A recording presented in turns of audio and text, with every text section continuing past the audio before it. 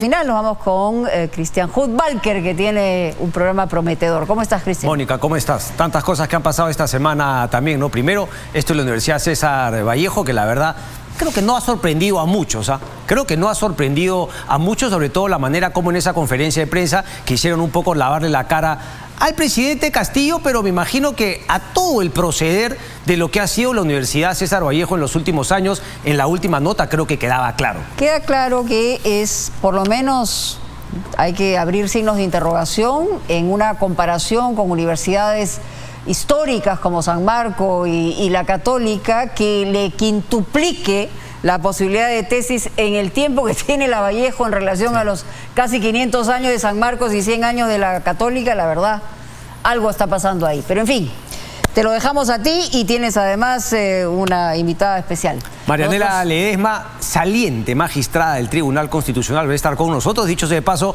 ha estado en varios medios de comunicación. Veo ahí una incomodidad, un malestar en dejar el Tribunal Constitucional. Ella nos va a explicar por qué. Gracias. Muy bien, ponemos punto final. Adelante contigo. Bien, nosotros arrancamos de esta manera, sin medias tintas. Suéltame la cuña, por favor, ¿cómo no?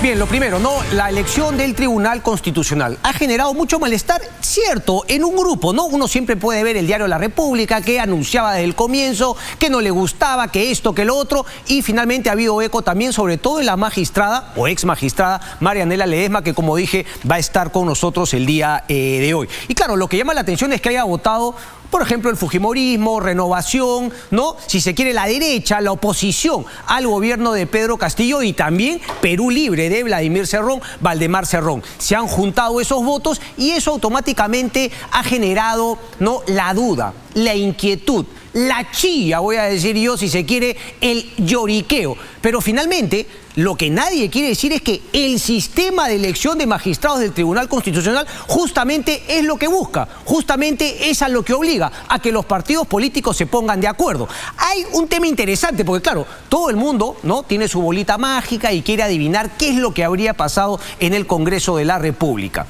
A mí también me llama la atención, pero repito, en vez de tanta chilla ahora, que pequeños grupos no han puesto a la gente que hubiesen querido, la pregunta sería: ¿qué se tiene que hacer para modificar la manera como se elige a los miembros del Tribunal Constitucional? No solamente en la forma, sino también en el tema de los tiempos. ¿Suena lógico que escojan a 6 magistrados de un solo tirón, en un solo día, en una sola votación? A mí me parece que no, pero repito, así fue la manera como se eligieron a 6 magistrados en el año 2014, en donde fue elegida, por ejemplo, la magistrada Marianela Ledesma. Una teoría interesante, Rosa María Palacio, que claro, responde también a su postura en el año 2019, cuando Martín Vizcarra, y ella aplaudió el cierre del Congreso y obviamente la constitucionalidad del mismo, ¿no? La constitucionalidad de haber disuelto el Congreso de la República. Pero ella dice, ¿a cambio de qué Perú Libre y la oposición habrían votado para elegir a estos nuevos magistrados? Y claro, ella termina finalmente planteando una tesis. El pacto de facto es este: todos menos irnos. Todo menos irnos. Se queda el Congreso. Solo 8 congresistas, es cierto, quieren elecciones adelantadas. Una postura que yo he planteado en estos, ¿no?, humildes editoriales que tengo la oportunidad de hacer en este programa, como una de las salidas. Nadie se quiere ir. Y esto lo ha demostrado también el Congreso de la República. Cito nuevamente: solo 8 congresistas quieren elecciones adelantadas. De Castillo ya veremos si algún día llegamos a los 87 votos para la vacancia. ¿Se necesita un nuevo TC para que el actual no nos dé de baja en caso de conflicto? Pregunta. Que así sea. Se responde justamente como parte de su tesis de cuál habría sido la razón por esos votos. Pero eso nos lleva, en verdad, o sea, es antojadizo. Es querer poner una sombra, una oscuridad sobre finalmente 6 magistrados que, claro, te pueden no gustar, no son tus patas, etcétera, porque esa teoría conllevaría que justamente 3 magistrados también, de los cuales no ha habido ninguna objeción, hablo de Monteagudo, Ochoa y Helder Domínguez, todos estarían dispuestos justamente en un arreglo previo a sostener este tema, que si llega una demanda constitucional al TC respecto de una posible disolución del Congreso, finalmente se vote en contra y todos los congresistas se queden. Ya déjense de lloriqueos, por favor. Han sido elegidos los 6 magistrados del Tribunal Constitucional. No solamente podría, Debería ser mejor la manera como se elige a magistrados del Tribunal Constitucional, pero esta es la manera que tenemos y nadie ha hecho nada para cambiarlo. Ahorita, repito, desde mi punto de vista, es solamente chilla de un grupo que pierde la influencia que tenía sobre el Tribunal Constitucional. Esa es justamente la figura. Hoy, por ejemplo, César Azabache en el diario La República también plantea un tema interesante y habla qué cambios se tendrían que hacer. Vamos a analizar eso también con la ex magistrada Marianela Ledesma en el programa del día de hoy. Lo que sí preocupa, y solamente jalo de ese artículo de Rosa María Palacios, el tema de que no haya voluntad del adelanto de elecciones. Eso quiere decir, y se lo tengo que decir a la oposición en el Congreso de la República, entonces quiere decir que toda la chilla respecto del comunismo, respecto del chavismo, de que se van a convertir a Perú en Venezuela, y algo que sí es real desde mi punto de vista, que es completamente real, que es el deterioro de las capacidades del Estado, del gobierno, el tema de los pasaportes, el tema del brevete. Hoy una encuesta de Ipsos Perú en el cual muestra que la gente se preocupa por el alza del costo de vida. Todo eso parece no ser tan importante. Más importante que el deterioro que sufre el país y todos los peruanos es quedarse en el Congreso de la República. Uno se sigue planteando si es que el Congreso de la República no tiene la solución, sino que efectivamente es parte del problema. Repito, adelanto de elecciones con algunas reformas debería ser el norte de este Congreso de la República, pero no pueden. Se meten autogoles y siguen quedando en una posición de deterioro. La nueva encuesta muestra una caída en el Congreso de la República y, sin embargo, el presidente Castillo sube un poquito en la aprobación y baja un poquito en la desaprobación. Le ganen la puesta de mano, es cierto, no son comparables, porque todos los congresos tienen una mala o tienen una alta desaprobación a nivel mundial, pero de alguna manera sí influye en la ciudadanía para dar o no su punto de vista respecto de la salida de Pedro Castillo. ¿Y por qué hablo del Congreso de la República y son parte del problema? Porque lo de Mari Carmen Alba, ¿quién asesora a María del Carmen Alba para que venga con ese lloriqueo en el Congreso de la República, lo peche al amigo Jimmy Chinchay, después se quiere arrepentir, pero que finalmente diga que en el Congreso de la República no quiere que entre la prensa? Tenemos justamente declaraciones de María del Carmen Alba cuando le habla a la prensa. Es decir, si el presidente, porque después hay una radio que para hacer la sinvergüencería, decir, ya no vamos a cubrir las notas ya no vamos a cubrir el Congreso de la República. En todo caso, lo justo, si es que te quieres poner en ese plan, que además es una locura para los que siguen un medio de comunicación, es, bueno, no voy a seguir ni al presidente de la República ni al Congreso de la República, pero solamente uno, suena un arreglo, ¿no? Para muestra un botón. María del Carmen Alba, a ver.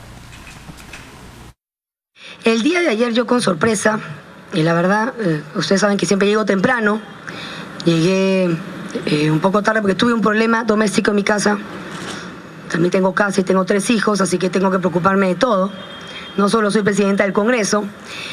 Y con sorpresa, porque no estaba viendo televisión, me enteré que estaban anunciando que yo estaba llegando y que me estaba corriendo. Si yo llegué molesta, quiero solamente decirles que soy la presidenta del Congreso, pues soy una persona de carne y hueso. Me molesto, me río, lloro, grito, soy una persona igual que cualquiera. Así que todos tenemos nuestras emociones, nuestros días, y creo que tenemos... A ver, no era justamente, a mí tengo que admitir que se me ha pasado esa porque, claro, finalmente ella ensaya una argumentación. Aquí lo que hay que hacer es facilito, decir finalmente cuándo vuelve a la normalidad. La pandemia, Dios gracias, ya está siendo superada y lo que hay que permitir es dejar que los medios de comunicación, así no nos guste. Yo he sido crítico, una vez me eché al aire con mi amigo Jimmy Chinchay, porque efectivamente cuando salen los congresistas a los pasos perdidos, nosotros, mis colegas, nosotros, parecemos, por favor, parecemos unos salvajes ahí. Habría que justamente ponerse de acuerdo nosotros, medios de comunicación, hacer como es en cualquier país del mundo. Sales, creo que lo estaba haciendo ya el Congreso. Salían congresistas, le ponían una pitita acá, ¿no? Una cinta para que no le estén metiendo el micro y daban conferencia de prensa, los periodistas le preguntaban, ellos respondían. Yo creo que así tendría que ser, pero ya. Porque si no, repito, el Congreso de la República está haciendo lo mismo que todo el mundo con razón legítimamente le critica a este gobierno, al presidente Castillo y al señor Aníbal Torres, que todo es atacar porque no tienen argumentos, todo es victimización, etcétera, etcétera. ¿El Congreso está haciendo lo mismo? Está haciendo lo mismo. Esperemos que cambie, pero la verdad ya no se sabe nada. porque repito, son parte del problema. Son parte del problema. ¿Qué va a pasar en el Congreso de la República ahora? Hay una nota del diario Correo muy interesante que habla que incluso de los que han quedado de Perú Libre, 5 podrían dejar la bancada de Perú Libre y formar otro grupo. Víctor Cutipa entre ellos. Hemos buscado conversar con él, no hemos tenido suerte, pero la nota está ahí en el diario Correo. Quiere decir que hay una atomización mayor en el Congreso de la República. La primera minoría, así se dice, ¿verdad, José?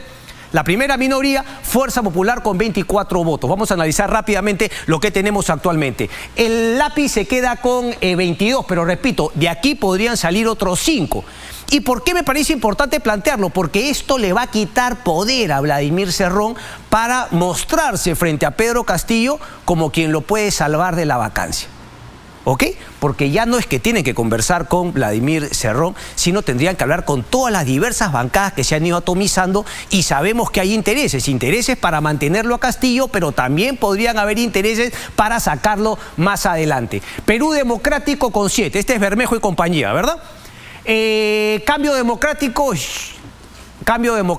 Sigrid Bazán, claro, son los mismos pero cambiaron el nombre.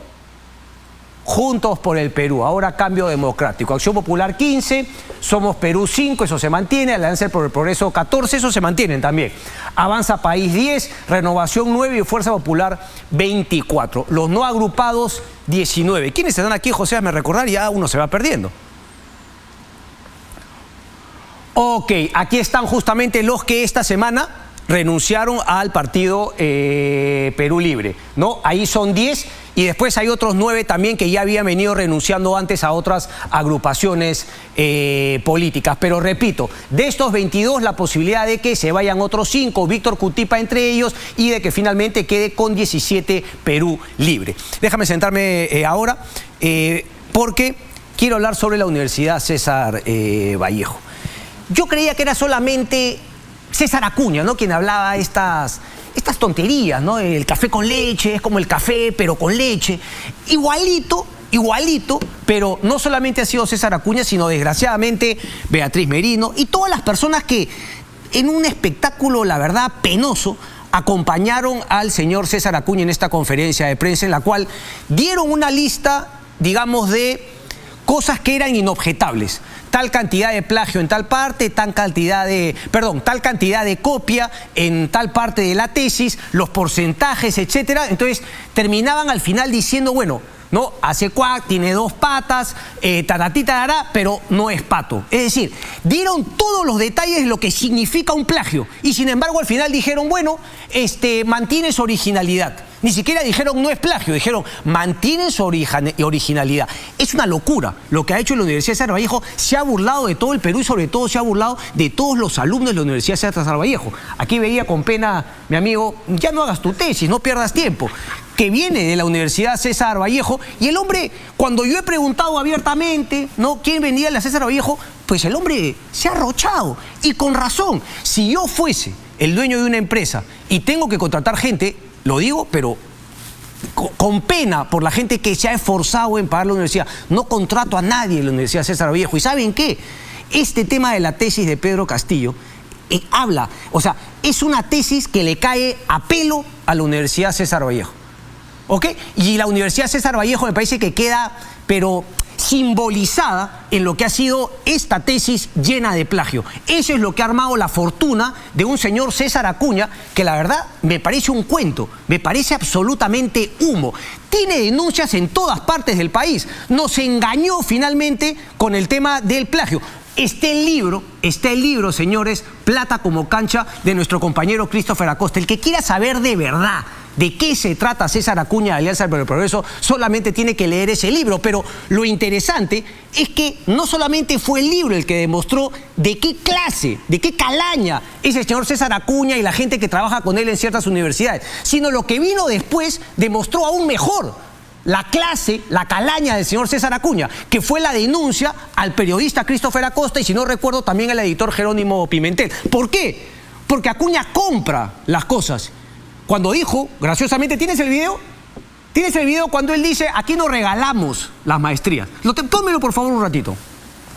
Pero Castillo ha cumplido con las exigencias y no hay el comentario que Lavallejo le regaló el título, o que no hubo jurado de tesis.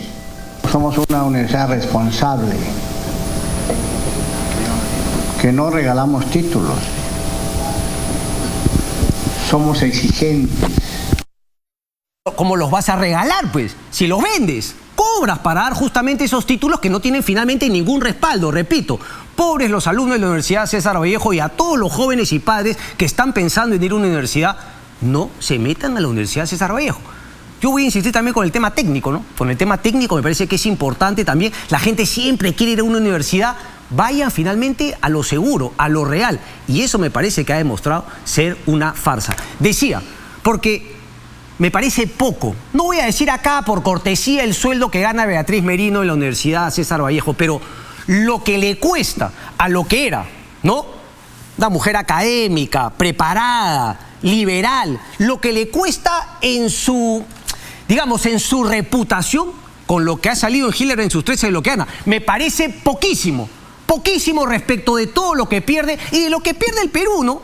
Una mujer valiosa, que pudo haber sido política, que me habló en un momento de formar un partido liberal, etcétera, etcétera. Me parece que pierde, ¿sabes qué? Es nada lo que te están pagando y lo que estás perdiendo, Beatriz Merino, por estar justamente apañando. Ella dijo en un tuit que iba a ser pública y que iba a publicar la tesis porque le parecía un tema importante. Y después no dijo ni pío, la tesis no se ha hecho pública. En esa conferencia de prensa dijeron que no se iba a hacer pública y Beatriz Merino apañó, respaldó la payasada que fue esa conferencia de prensa. Describir todos los actos que significan un plagio y al final terminar diciendo pero mantiene su originalidad. Y para muestra un botón, aquí voy rápidamente. La César Vallejo en 30 años tiene 84.276 tesis registradas. Vamos a la Pontificia Universidad Católica del Perú con 105 años, 18.000. La Nacional Mayor de San Marcos, 471 años, la decana de América, 17.461 tesis. Privada del Norte, 27, 11.902 y así finalmente. Mi Universidad de Lima no aparece, ¿no? Parece que nadie hace tesis ahí. Bueno, yo tampoco la hice, así que ni la busquen. Otra cosa. Quiero seguir hablando ahorita, pero quiero terminar hablando de César Acuña, porque lo compra todo y compra abogados. Compra abogados que finalmente no tienen un rollo liberal por aquí y por allá, pero al final lo que manda es lo verde. Y no es el medio ambiente al que me refiero, son los verdes dólares. Entonces, todo es esa actitud. Por eso me parece que el deterioro, o sea, el daño que le hace a la política, ¿no?, a la vida pública el señor César Acuña y familia, me parece que es, pero mortal, súper dañino. Así que esa es justamente mi posición respecto a la familia Acuña. Qué increíble, la verdad. Repito, plata como cancha. No lo dejen de leer, a ver si siguen votando por Alianza para el Progreso. Da pena, ¿no? Porque hay congresistas también válidos, pero si son parte de esa macana, creo que Chejade ahora va, pues, ¿no? Dime tú. Lo otro, Samir Villaverde. No sé si pararme acá, porque la verdad esto es lo que me emociona. A ver. Samir Villaverde, nuevamente yo tengo que decir, ¿hasta cuándo vamos a ser tan pavos de dejar que un aspirante a colaborador eficaz? Si yo he sido crítico con Barata y con la manera como Rafael Vela ha manejado el tema en el equipo Lavajato, ¿no?, respecto de un colaborador eficaz. He sido crítico de Carirín López, porque claro, todo el mundo quisiera sacar a Pedro Castillo, es cierto, todo el mundo quisiera sacar a Pedro Castillo, pero uno no puede, pues, dejarse llevar por estos bluffs de una persona como Samir Villaverde. A lo que habría que exigirle a Samir Villaverde es lo que sabemos y tenemos indicios más que razonables de que se ha dado. Un acuerdo con los sobrinos, le prestaban carros, celulares, un acuerdo con las empresas, ¿no?, en asociación con empresas chinas, para hacerse de la plata y para finalmente conseguir obras y decirnos, Samir Villaverde, no te vayas por la tangente y nos cuentes un cuento chino. Cuéntanos a cuánto, ¿no?, ascendió el dinero que le dabas a los sobrinos por hacer justamente ese trabajo. Le dabas plata también al presidente Pedro Castillo, no solamente a los sobrinos. Entonces, la verdad, el Congreso de la República, me imagino que va en la línea de querer encontrar una bala de plata para sacar a Pedro Castillo y finalmente ellos quedarse 5 años, porque parece que nadie quiere dejar la mamadera del sueldo del Congreso de la República. Repito, no nos dejemos llevar de las orejas por el aspirante a colaborador eficaz. La Fiscalía tiene que ponerse dura y lo que tiene que hablar son los delitos que, repito, tenemos indicios que Samir Villaverde ha cometido en asociación, en alianza, en complicidad con el señor Pedro Castillo y con sus sobrinos. Estamos perdiendo el tiempo. Si hay algo del fraude aparecerá, pero repito, hasta el día de hoy, de lo que ha dicho Samir Villaverde, a mí me parece alucinante que el Congreso no le haya preguntado más. No sabemos nada. Dio un nombre, Vladimir Misa ha estado acá y finalmente ha dicho que no lo conoce, que nunca ha hablado con Salas Arenas. Repito, podría haber esa posibilidad, pero que nos la cuente con pruebas. Y mientras, como prioridad, que nos cuente lo que sí sabemos que ha estado haciendo Samir Villaverde. Arreglos en el Ministerio de Transportes y Comunicaciones para llevarse las obras y finalmente jugando en pared con los sobrinos del presidente, que obviamente alcanza pues al presidente de la República. Pero ahora nos hemos quedado en el humito del fraude y claro, es algo que muchas personas quieren cogerse de ahí porque es algo que finalmente no pueden entender, no pueden aceptar que se perdió la elección el año pasado. Repito, vamos por la verdad y no queremos pues, no nos dejemos llevar por los cantos de sirena, por favor. Marianela Ledesma está con nosotros y le damos la bienvenida. Doctora, muy buenas noches, gracias por estar aquí. Muy buenas noches, Cristian. Primero, digamos, ya es ex magistrada, ¿cómo se define actualmente, doctora? Bueno, soy una servidora del Estado. Hace 40 años que vengo trabajando de manera ininterrumpida para el servicio público y he cesado mi función como magistrada del Tribunal Constitucional. Correcto. Ahora, usted, digamos, en una declaración a diversos medios de comunicación dijo que la juramentación ha sido nula. Explíqueme eso un poco, porque en la entrevista de hoy a Enrique Patriu en el diario La República, digamos, no le hacen la pregunta, pero bueno, dice, es nula porque se hizo sin la presencia del pleno saliente. ¿Qué sería lo correcto? ¿Repetir la ceremonia? Bueno, primero recordar que el Tribunal Constitucional, conforme lo dice la propia Constitución, está integrado por 7 magistrados. Por lo tanto, estamos hablando de una institución colegiada. Y estos 7 representantes, o si estos 7 magistrados, tienen un vocero, que es el presidente de la institución. Como dice la propia ley orgánica, el presidente representa al tribunal. El presidente, el señor Ferrero, el día viernes nos convoca a un pleno a todos los magistrados para comunicarnos que el 18 a las 10 de la mañana se iba a dar la transferencia y para finiquitar cómo íbamos a hacer el traslado del despacho que aún estaba pendiente algunas firmas y quedamos, por ejemplo, que íbamos a continuar con las firmas digitales y otros detalles ya de temas administrativos. Nos despedimos a las 11 de la mañana porque él dijo que tenía que irse a un tema académico y a las 2 de la tarde, por casualidad, yo me entero por los medios de comunicación que el señor Ferrero con el señor Sardón, presidente y vicepresidente de la institución, habían decidido tomar juramento en ese acto a los miembros del tribunal nuevo electo sin haber por lo menos convocado al pleno del tribunal. El pleno del tribunal es el órgano máximo de gestión en la institución y en ningún momento, por lo menos el señor Ferrero tuvo por lo menos la convocatoria y la anuencia, más allá de la elegancia, que ese es un tema particular. Formalmente no hemos sido convocados para participar. Aún más, es prácticas y usos del tribunal que desde que todos los magistrados que nos incorporamos ante el pleno del tribunal y el magistrado que sale en ese momento deja de ser y entra a jurar el nuevo magistrado. Lo hemos hecho y lo venimos haciendo a excepción de este juramento a escondidas que se ha dado. Pero, doctora, ¿a usted le queda claro acaso que esa juramentación, o en todo caso, vamos a llamarla ceremonia del 18, ya no va? Ya no va porque los señores ya han tomado juramento e inclusive el magistrado Ferrero ha comunicado al secretario general que ya nos han retirado la seguridad, ya hemos dejado de ser magistrados, pero más allá de la forma. Pero falta juramentar un magistrado todavía. Bueno, eso no sé qué lo que irá a hacer el señor Ferrero, porque lo que más me llama la atención es que ni siquiera respeta el acuerdo de pleno que todos los magistrados tomamos y que él también votó, y todos sabíamos las reglas. Y con desconcierto de la noche a la mañana, en la mañana dice una cosa y en la tarde toma juramento y todos nos quedamos así con las coordinaciones de nuestro trabajo entre despachos y cosas. Pero repito la pregunta, ¿usted no sabe si es que el 18 va a haber igual una ceremonia en la cual van a estar presentes para, más allá de la juramentación, digamos, dar en una manera simbólica, a la cual usted hace referencia, la posta a los nuevos magistrados y quizá de paso juramentar a ese sexto que falta? Este juramento irregular, porque es irregular, quedará para el estudio de los administrativistas y los efectos que genera un juramento dado no frente al Pleno, sin convocatoria del Pleno. Solamente en ese juramento estuvo el presidente y el vicepresidente, sin convocatoria de Pleno decidieron incorporar a las personas. No lo dice, ¿verdad?, en la ley del Tribunal Constitucional, pero, digamos, por la práctica común usted dice justamente que es irregular por ello. Y porque el máximo órgano de la institución, que es el Pleno, es el que toma las decisiones, de repente para la fecha, la forma, cómo se iba a dar esa transmisión de mando.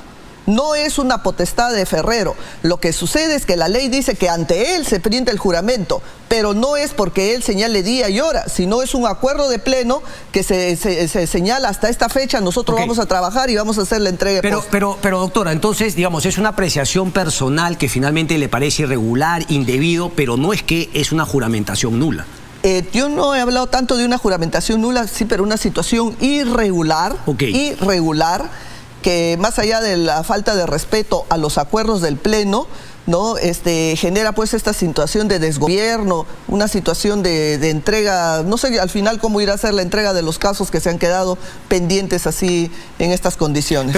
Pero le repito, yo no sé, pero se lo pregunto, quizás se dé que va igual la ceremonia del día miércoles. Mire, yo ya dejé de ser magistrada formalmente desde el viernes a las 2 de la tarde que el señor Ferrero y el señor Sardón tomaron el juramento a los nuevos magistrados, hasta el punto que nuestra seguridad también ha sido retirada. Pero usted confirma, porque esto sí me parece importante, que esa mañana del viernes lo que se dijo fue que la juramentación iba a ser el día miércoles que viene y no el mismo viernes como se dio. Exactamente, y está grabado y es acuerdo de Pleno y me remito a las grabaciones que felizmente se dan en nuestras instituciones. Le quiero preguntar, doctor, ahora por finalmente la forma, porque han habido también efectivamente reclamos e incluso se ha presentado una queja en la Comisión Interamericana de Derechos Humanos. Yo le quiero preguntar justamente por la forma como han sido elegidos y, digamos, ¿qué espera de este reclamo ante la comisión? ¿Qué podría darse? ¿Cuál es su parecer de que un caso como la elección de los magistrados llegue finalmente en un reclamo a la comisión? Bueno, lamentablemente tenemos este modelo de elección que espero que en algún momento se pueda cambiar a través de una reforma constitucional, porque genera toda esta serie de confrontaciones y no es muy bueno para las personas que son elegidas, porque entre comillas también se afecta su legitimidad o su credibilidad como profesionales, ¿no? Lo ideal, mi aspiración es que siempre los actos sean con la mayor transparencia, porque forma parte también del control social hacia quienes vamos a ejercer esa función pública, ¿no? Ok, pero entonces, digamos, ¿le parece que pudo ser mejor, pero finalmente no le quita legitimidad ni mucho menos legalidad a los 6 nuevos magistrados que han sido elegidos en el Congreso? Con los señores elegidos yo no tengo mayor cuestionamiento, porque al final no está dentro de mi competencia opinar sobre ellos, pero sí, en cuanto a las atribuciones del Congreso, ellos han elegido, ellos mismos responderán por qué, cómo y en qué medida han hecho esta elección. Ok, pero entonces le quiero preguntar su opinión respecto de que hayan habido algunos organismos no gubernamentales, he escuchado de Justicia Viva, hay una asociación también, creo que está en Washington, de una constitucionalista, Úrsula Indacochea, que finalmente hablan de que ha sido poco transparente y de que esperan que la comisión se pueda pronunciar, casi esperando, no sé, que la comisión pueda deshacer lo que ha hecho el Congreso de la República. ¿A usted le parece viable y, digamos, saludable para la democracia peruana? Mira, la verdad no estoy muy al detalle de qué es lo que está sucediendo ante la comisión o qué es lo que se pretende en esas instancias. Entonces le hago la pregunta directamente, porque también lo he visto en algunos medios bueno, en redes sociales, tengo que decirlo, que no debería ser una fuente, pero ahí está, y algunos que le dan mucha cabida. Marianela Ledesma ha puesto el grito en el cielo porque ella esperaba que, si es que la Corte se pronunciaba, la comisión, luego la Corte, etcétera, se podía poner, digamos, en pausa la juramentación y finalmente se podía quedar más tiempo en el Tribunal Constitucional. No, definitivamente no. Nuestra salida tenía que darse, definitivamente. Además es bastante desgastante el trabajo cuando ya ha vencido el plazo. No es la lógica de quedarnos. ¿Por qué más desgastante con el plazo vencido? Porque precisamente esos son uno de los argumentos que pueden cuestionar para deslegitimizar la labor que uno hace, porque se quiere quedar o está buscando. No, acá no es por quedar.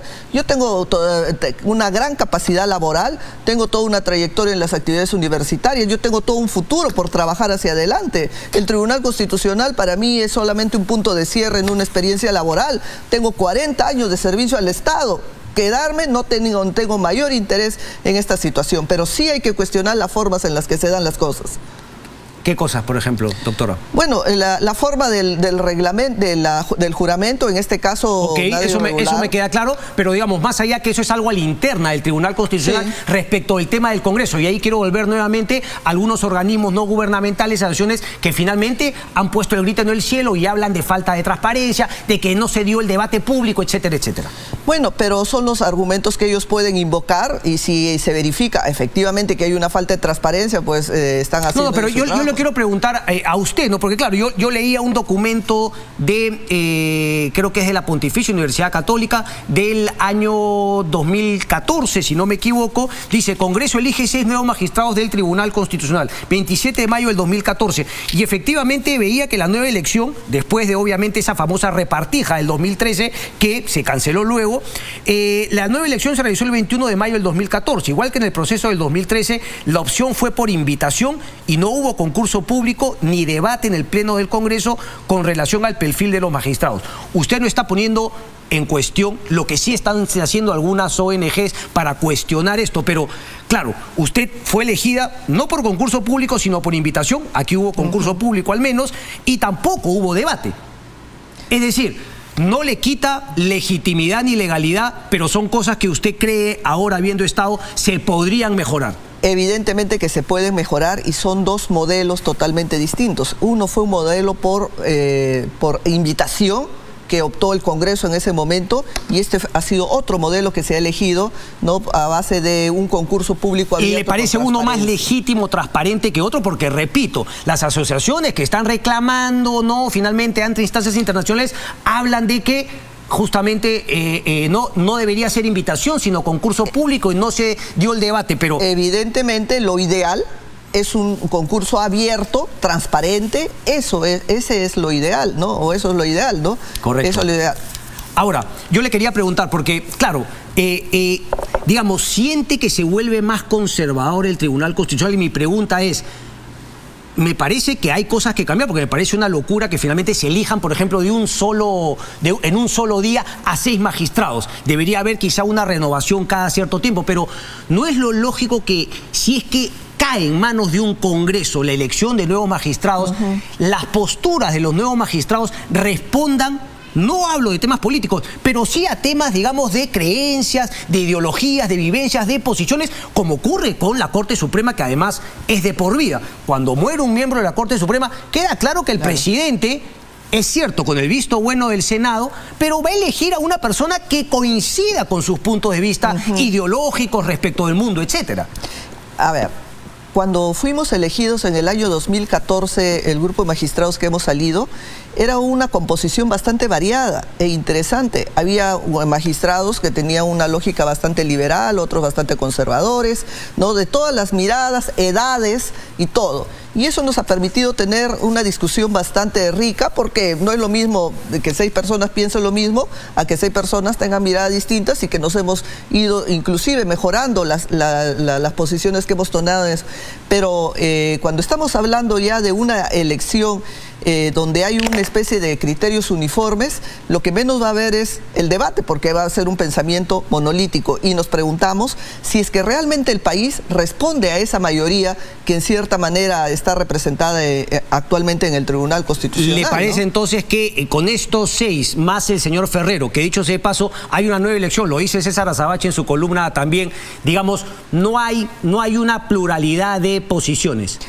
A la fecha no sé cómo van a ser sus pronunciamientos. Pero buen punto, doctora. ¿No debería ser finalmente su manera de trabajar en el TC la que defina, y no estar con con estos reclamos a priori porque algunas ONGs no hayan puesto a gente con la cual ellos, digamos, están alineados?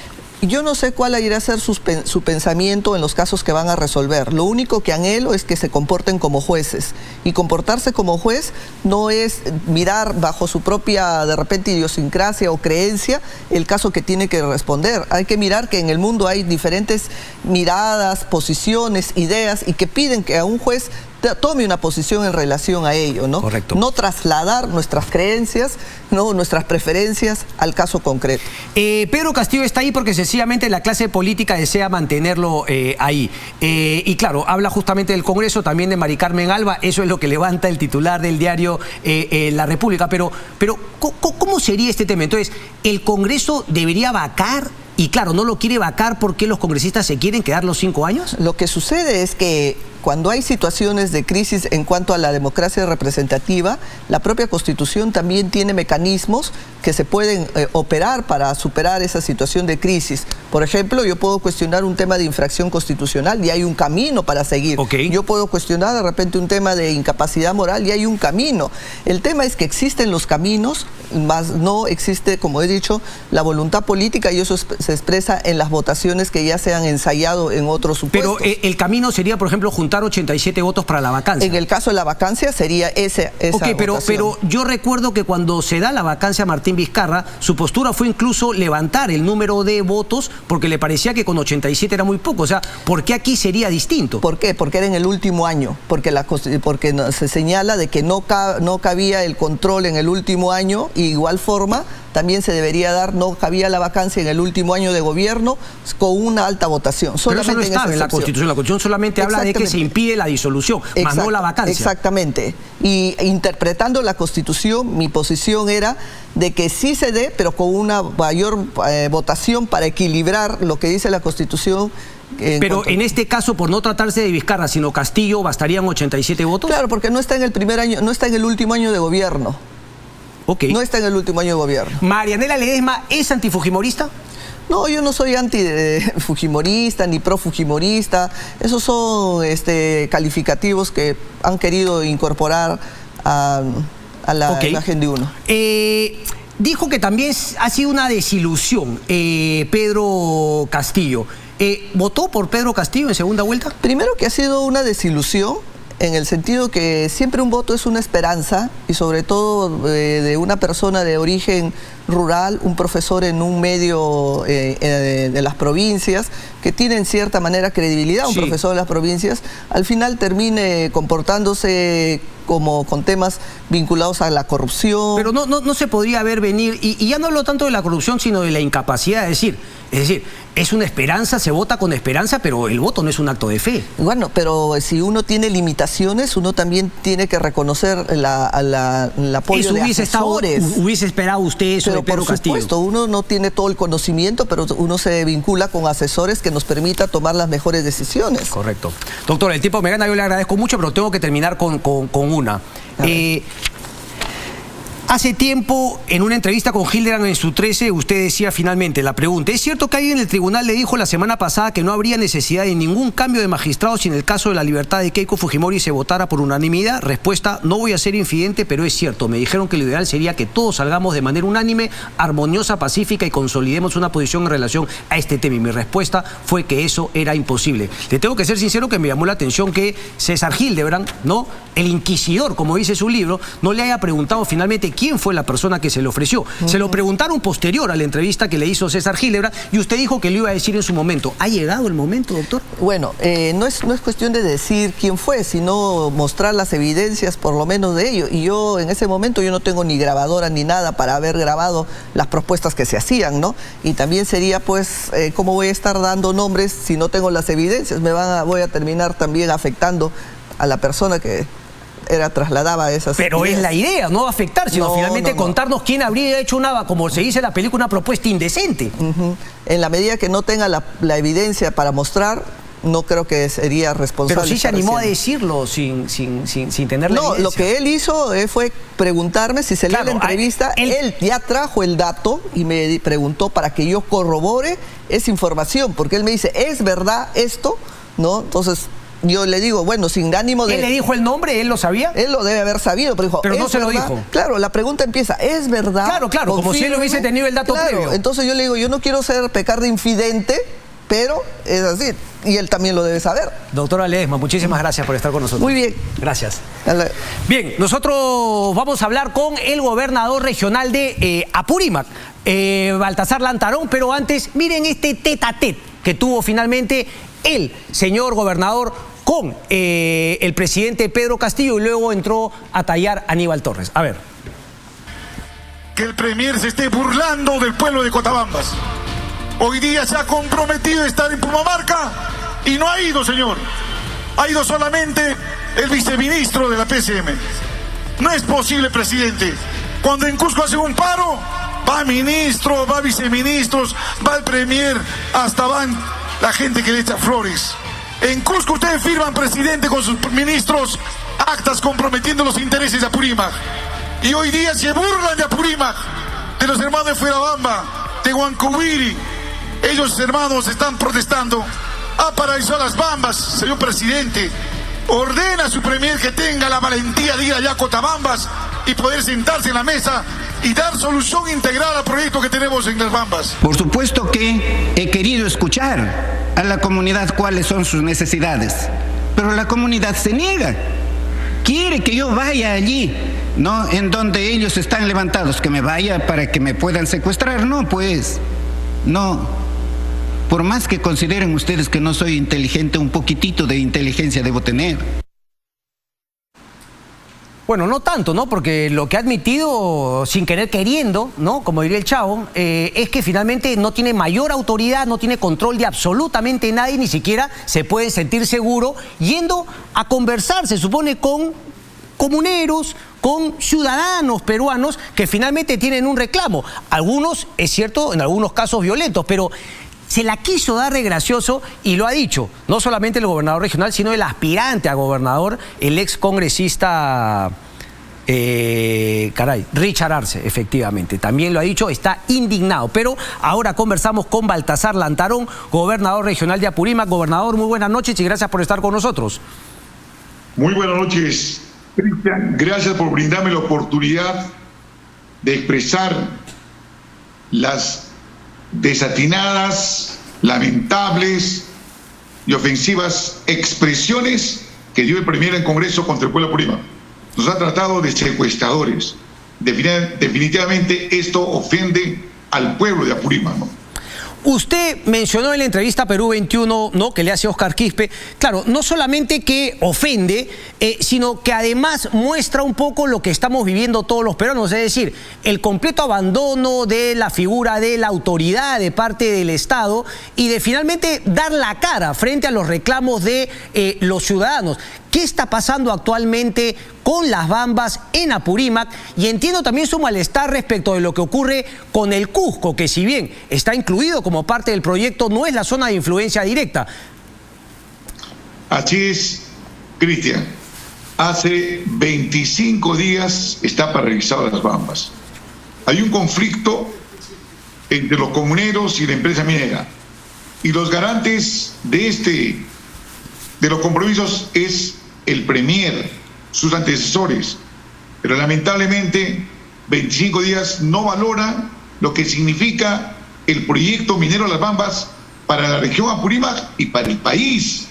Se está paralizando la economía en Apurímac y simultáneamente Las Bambas no está contribuyendo con el erario nacional en cuanto al impuesto general de ventas y próximamente al impuesto de la renta que tiene que hacer, del cual salen para los cánones del año 2023. Es decir, no están valorando el conflicto y el daño económico que hacen para Apurímac y para el país, ¿no?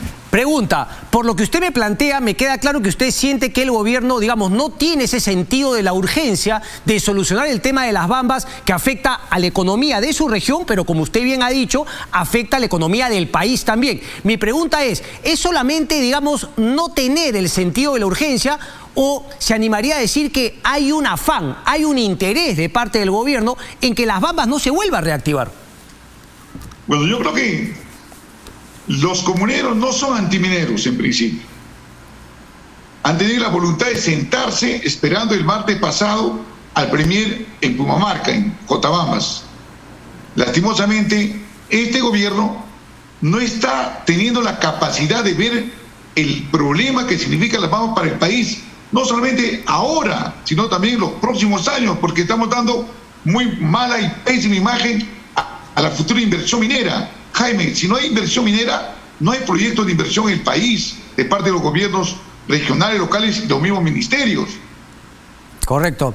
¿Qué es lo que pierde actualmente la región Apurímac? Porque claro, muchas personas podrán creer, como vemos nuevamente, ¿no?, en redes sociales, algunos, ¿no?, desprevenidos, que dicen, claro, finalmente es la empresa millonaria que se lleve el dinero, etcétera, pero ¿cómo afecta a la economía de su región el hecho de que Las Bambas esté paralizada? Porque claro, no es solamente a través de los impuestos, sino también hay una economía que gira alrededor de Las Bambas con empresarios de Apurímac. Hay dos factores fundamentales que son consecuencia de este tema. Primero, que los gobiernos regionales, los locales son 84 y 2 universidades nacionales dejan de percibir las regalías contractuales, que aproximadamente es cerca de 3 millones de soles diarios. Luego, también tenemos nosotros que están perjudicándose el canon del próximo año. Y directamente se está generando desocupación en Chalhuahuacho. Tenemos muchos hermanos que han migrado de Arequipa, Puno, Cusco y otras latitudes del país a Chalhuahuacho con una oportunidad de trabajo.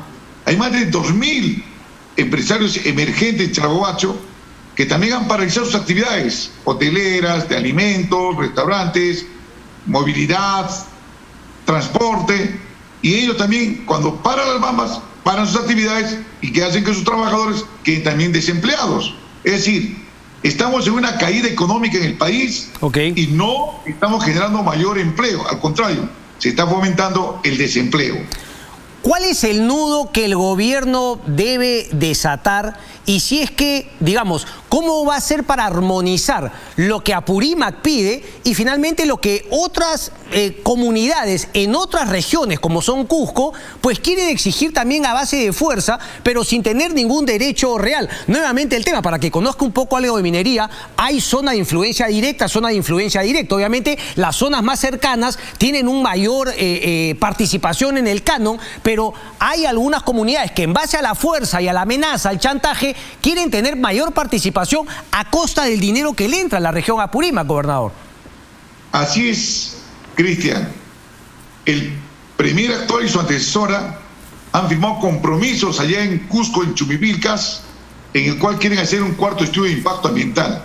Cuando ellos son conscientes con sus asesores que en ese cuarto estudio de impacto ambiental quieren incluir a comunidades de Cusco que sean áreas de influencia directa, lo cual no corresponde constitucionalmente, legalmente y técnicamente respecto al canon y regalías. Entonces, subvertidamente quieren ellos también percibir canon y regalías.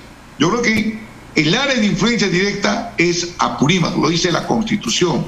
Donde se produce el mineral es el área donde paga la empresa el canon, como también las regalías contractuales. Ok, pero las vías que efectivamente hay un impacto, ¿no? Porque es una zona también de influencia indirecta, las vías por donde sale el mineral, que también obviamente pasan por el Cusco. Es decir, ahí también hay un tema de afectación, pero no necesariamente debería ser considerada parte de la zona de influencia directa. ¿Ese es un poco su punto, gobernador?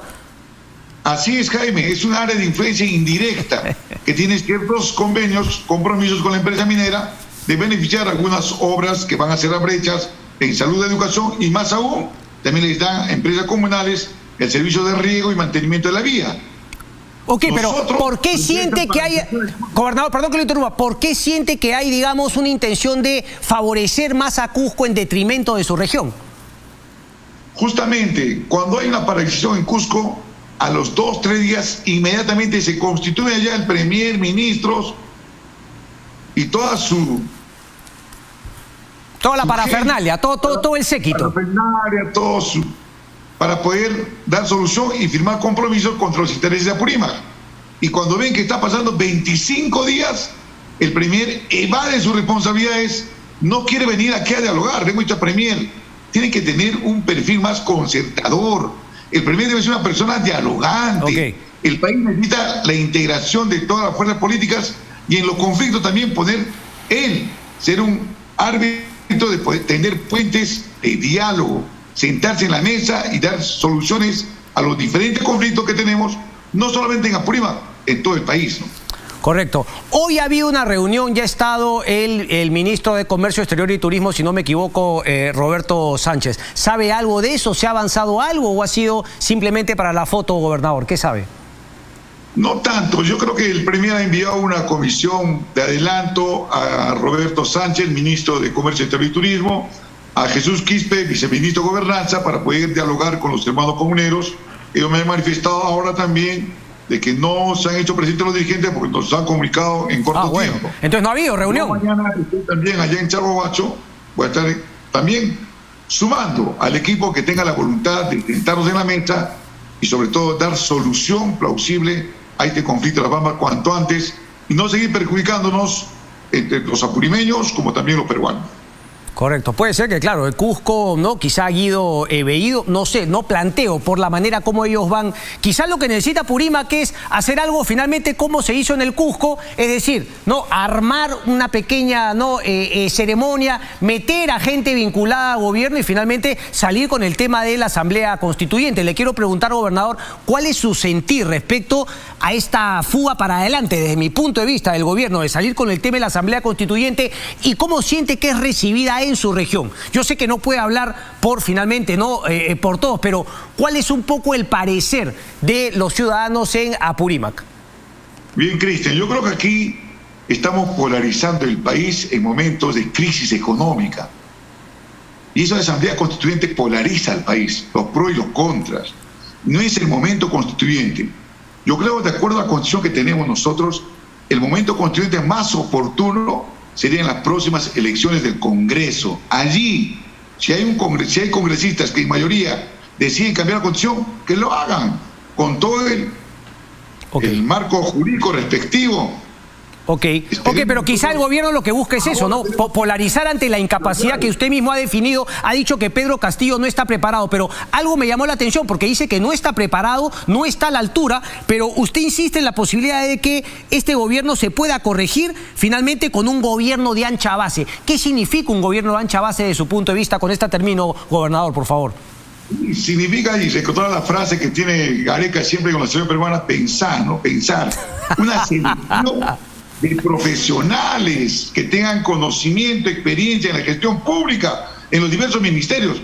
Si el presidente tiene debilidades en cuanto a gestión pública, debe convocar a sus ministros para que fortalezcan su gestión democráticamente. No solamente gobernar con Perú Libre, sino gobernar para todos los peruanos con el mejor equipo profesional que tengamos para sacar adelante, primero, parar la caída económica que tenemos y segundo, visualizar qué alternativa y solución tenemos para mejorar la economía peruana. Correcto, pero bueno, parecen ser solamente buenos deseos. Y si no se hace para usted, no voy a hablar de la vacancia, pero el adelanto de elecciones es una opción para frenar el deterioro, ¿no? Por el cual el país parece encaminado a un deterioro constante. Cristian, tenemos que nosotros fortalecer nuestra democracia, de verdad. Es importante institucionalizar y seguir fortaleciendo la democracia en el país. Estos cambios temporales de gobernantes, congresos, generan más crisis y poca credibilidad en el país para la inversión extranjera, para todo tipo, en tema agropecuario, minero, pesquero, porque si no nos van a ver como un país bananero tipo Centroamérica, ¿no? Pero ya nos ven así, gobernador. El tema es finalmente cómo se corrige. Pero bueno, habrá que ver. Usted tiene esperanza todavía de ancha base. Le agradezco por la entrevista y le agradezco que finalmente 3 veces me dijo Cristian, 2 Jaime, pero bueno, 3-2 ganamos. Gracias, gobernador. Muchas gracias, muy buenas noches. Gracias a usted. Bien, vámonos a la pausa y regresamos con el final. No se muevan.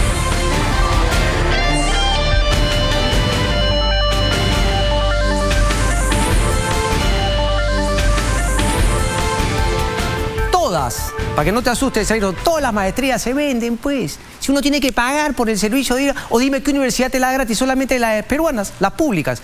Nos vamos y si, digamos, Aníbal Torres quiere el show, aquí lo invitamos para hacerlo finalmente, ¿no? La discusión con el general y congresista Roberto Quiabra. está abierta la invitación para hacerlo en Sin Medias Tintas. Nos encanta el show. Se quedan con deporte. Chao, chao.